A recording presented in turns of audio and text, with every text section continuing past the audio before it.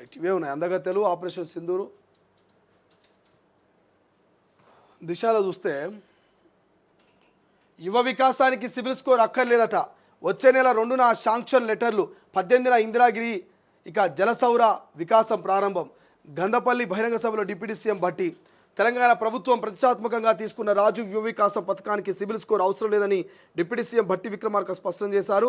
CIBIL score ఆధారంగా లబ్ధిదారులను ఎంపిక చేస్తారని జరుగుతున్న ప్రచారం అవాస్తవమని, ప్రస్తుతం మండల స్థాయిలో ఎంపిక ప్రక్రియ జరుగుతుందన్నారు. జూన్ 2 నుంచి కేటగిరీని బట్టి 50,000 నుంచి 4 లక్షల వరకు ఆర్థిక సాయం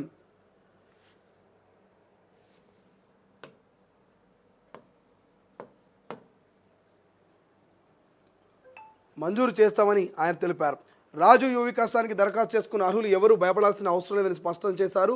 మంగళవారం మహబూబాబాద్ జిల్లా ఇల్లందు నియోజకవర్గంలోని బయ్యారం మండలం లక్ష్మీ నరసింహరావులో 33/11 kV విద్యుత్ సబ్స్టేషన్కు శంకుస్థాపన చేసిన అనంతరం స్థానిక ఎమ్మెల్యే కోరం కనకయ్య అధ్యక్షతన ఏర్పాటు చేసిన ప్రజా బహిరంగ సభలో భట్టి విక్రమార్క మాట్లాడారు. సీఎం చేతుల మీదుగా ఇందిరాగిరి జలసౌర వికాసం ప్రారంభం. ఈ నెల 18న ఇందిరాగిరి జలసౌర వికాసం పథకాన్ని సీఎం రేవంత్ రెడ్డి ప్రారంభిస్తారని డిప్యూటీ సీఎం పేర్కొన్నారు. గిరిజన నియోజకవర్గాల్లో అదనంగా ఇందిరమ్మ ఇల్లు స్కీమ్ను అమలు చేస్తామని ఆయన వెల్లడించారు. ఎన్ని ఆర్థిక ఇబ్బందులు ఉన్నప్పటికీ రాష్ట్ర ప్రజలపై ₹1 భారం మోపకుండా వేల కోట్లతో సంక్షేమ పథకాలు చేపడుతున్నామంటూ తెలిపారు. అటవీ హక్కుల చట్టం కింద ప్రభుత్వ హయాంలో పట్టాలు పొందిన గిరిజన రైతుల సాగు చేసుకునేందుకు వీలుగా కల్పిస్తామంటూ వివరించారు. ఇక గిరిజన రైతులకు భరోసా కల్పించేందుకే ఇందిరమ్మ ప్రభుత్వం ఇందిరా సౌర గిరి జల వికాసం పథకాన్ని నెల 18న నాగర్ కర్నూలు జిల్లా అచ్చంపేటలోని చెంచు కాలనీలో సీఎం రేవంత్ రెడ్డి చేతుల మీదుగా ప్రారంభించబోతున్నారంటూ చెప్పారు. ఇక గిరిజనుల ఆదాయం పెంచేందుకేనట గిరిజల సౌర పథకం కింద 12,500 కోట్లు ఖర్చు చేయనున్నట్టుగా తెలిపారు. ప్రతి 3 నెలలకు ఒకసారి గిరిజనులకు ఆదాయం చేకూరేలా ఉద్యానవనం శాఖతో ప్రణాళికలు సిద్ధం చేశామంటూ ఈ పథకం కింద ప్రతి గిరిజన రైతుకు సోలార్ విద్యుత్ పంపు సెట్టు, స్ప్రింక్లర్లు, అవాకోడ్, పామ్ ఆయిల్ వంటి మొక్కలు ఉచితంగా అందజేస్తామంటూ రాష్ట్రానికి మేలు చేయాలని సీఎం రేవంత్ నాయకత్వంలో యావత్ క్యాబినెట్ నిరంతరం కృషి చేస్తుందని, ప్రతి నియోజకవర్గంలో 3,500 ఇందిరమ్మ ఇల్లు మంజూరు చేస్తామని, అందుకు 22,500 కోట్లు ఖర్చు చేసి 4.50 లక్షల మందికి ఇందిరమ్మ ఇల్లు నిర్మిస్తున్నట్టుగా స్పష్టం చేశారు. 5 లక్షల మంది కోసం యువ వికాసం. ప్రభుత్వ ఉద్యోగాలతో పాటు యువతను ఆర్థికంగా ప్రోత్సహించేందుకు 9,000 కోట్లతో రాజు యువ వికాసం అనే స్వయం ఉపాధి పథకాన్ని తీసుకొచ్చామని తెలిపారు. జూన్ 2న అర్హులకు యువ వికాసం శాంక్షన్ లెటర్లు అందజేస్తామన్నారు. రైతు భరోసా పథకానికి మరొక 2,000 అదనంగా జోడించి ఇస్తామని చెప్పారు. ఇక రైతు రుణమాఫీ కోసం 21,500 కోట్లు ఖర్చు చేస్తామని తెలిపారు.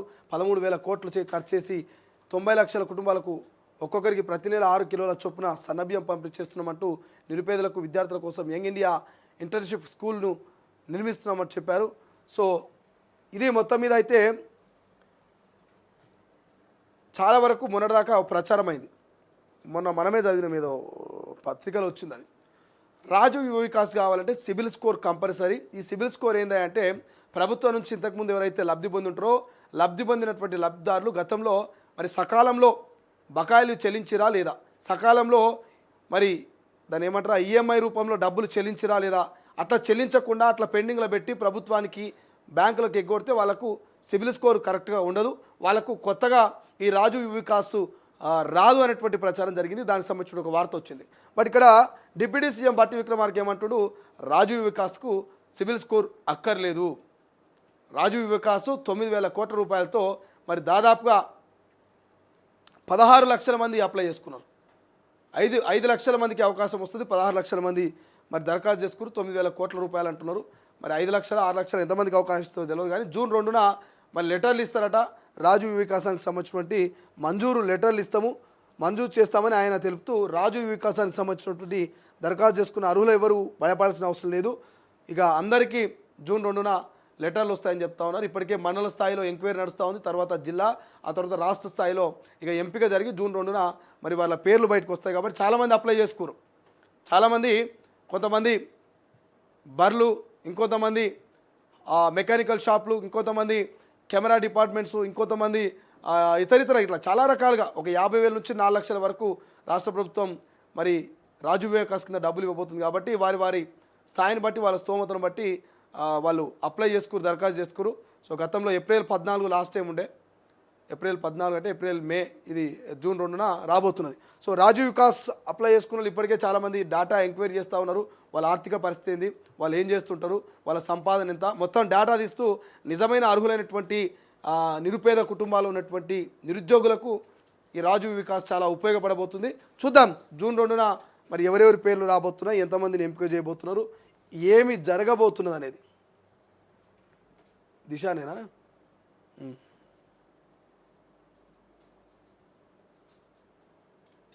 ఇక్కడ ఇంకో వాడుతున్నది, ప్లాట్లకు